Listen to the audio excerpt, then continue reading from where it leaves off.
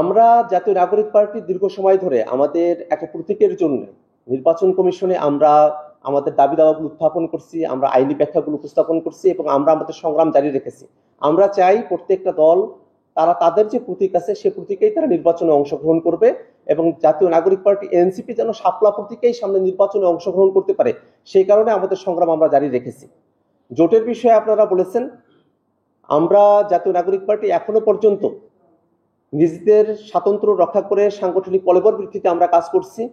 যদি জাতীয় স্বার্থে দেশের প্রয়োজনে জোটবদ্ধভাবে নির্বাচনে অংশগ্রহণ করার মতো পরিস্থিতি তৈরি হয়, আমরা সেই জোটের জন্য এখনো পর্যন্ত ওপেন রয়েছি।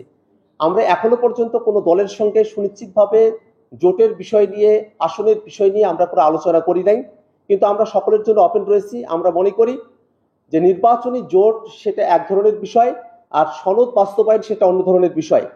সনদ বাস্তবায়নকে আমরা নির্বাচনী ভাগাভাগির অংশ হিসেবে আমরা দেখতে প্রস্তুত নই। আমরা মনে করি সনদ বাস্তবায়ন প্রক্রিয়া সম্পূর্ণ হলে পরেই নির্বাচনী জোট, নির্বাচনমুখী যে আসনের ব্যাপারগুলো রয়েছে সেই বিষয়গুলোতে আমরা পরিষ্কার সিদ্ধান্তে উপনীত হতে পারব। নোট অফ ডিসেন্ট এটা আসলে কোনো একটা দল একটা সিদ্ধান্ত গৃহীত হওয়ার পরে তারা তাদের কোনো একটা বিষয়ে তাদের মতামত ব্যক্ত করেছেন, সেই হিসেবে এটা ডকুমেন্টেড হতে পারে। কিন্তু নোট অফ ডিসেন্টকেই যদি বাস্তবায়ন করতে হয়, তাহলে যে সিদ্ধান্তগুলো গৃহীত হলো, অধিকাংশ রাজনৈতিক দল একমত হলো এবং কমিশন সিদ্ধান্ত গ্রহণ করলো, তার আদতে কোনো অর্থ থাকে না। আমরা ঐক্যবদ্ধ কমিশনে এমন অনেকগুলো আলোচনা আমরা অবতারণা করেছিলাম যে বিষয়গুলোতে কিন্তু সিদ্ধান্ত গ্রহণ করা হয় নাই। যেমন প্রদেশ সিস্টেম করা হবে, প্রদেশে ভাগ করা হবে দেশটাকে, এনসিসি করা হবে, এই প্রস্তাবনাগুলো কিন্তু ঐক্যবদ্ধ কমিশনে গৃহীত হয় নাই।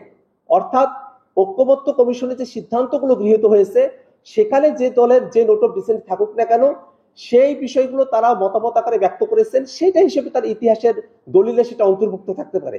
কিন্তু কমিশন যে সিদ্ধান্ত গ্রহণ করেছে সেই সিদ্ধান্তকেই বাস্তবায়ন করতে হবে, সেখানে নোট অফ ডিসেন্টের আর কোনো কার্যকারিতা থাকবে না। এটাই নোট অফ ডিসেন্টের অর্থ।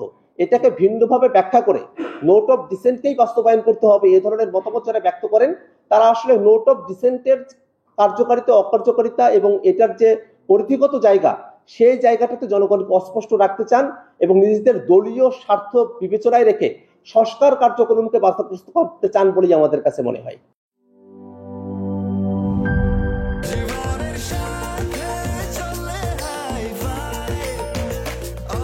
স্বাস্থ্যকর অল টাইম, সব সময় অল টাইম হেলদি লাইফ।